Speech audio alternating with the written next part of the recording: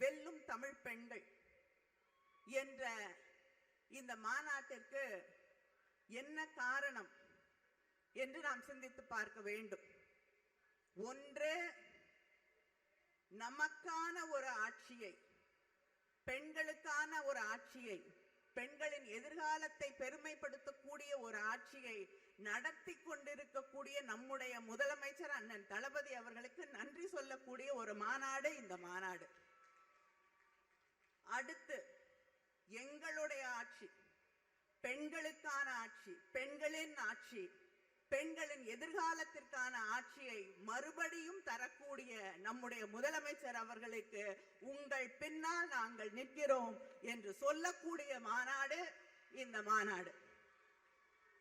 இங்கே இருக்கக்கூடியவர்கள் கேட்கலாம், ஏன் நம்முடைய முதலமைச்சர் அவர்களுக்கு தி கான்ஸ்டிடியூஷன் ஆஃப் இந்தியா, மேடையில் இருக்கக்கூடிய மகளிர் அணி சகோதரிகள் அரசு அமைப்பு சட்டத்தை புத்தக வடிவிலே அவருக்கு வழங்கினோம் பரிசாக, ஏன் என்று நீங்கள் கேட்கலாம். அரசியலமைப்பு புத்தகத்தின் முக உரையில் சொல்லப்பட்டிருப்பது we the people, மக்களாகிய நாம்.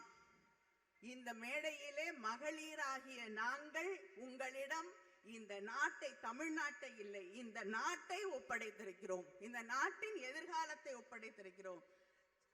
நம்முடைய அரசமைப்பு சட்டம் நமக்கு தரக்கூடிய செய்தி justice, equality, fraternity and liberty. இதை பாதுகாக்க வேண்டும் என்பதுதான்.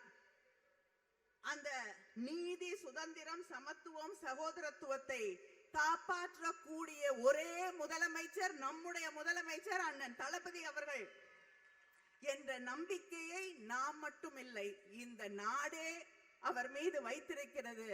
அதனால்தான் பத்திரமாக வைத்திருங்கள் அண்ணா என்று அந்த அரசமைப்பு சட்ட புத்தகத்தை உங்கள் கையிலே தந்திருக்கிறோம். இந்த நாட்டை, தமிழ்நாட்டை இல்ல, இந்த நாட்டை பாதுகாக்க வேண்டிய கடமை உங்கள் கைகளில் இருக்கிறது.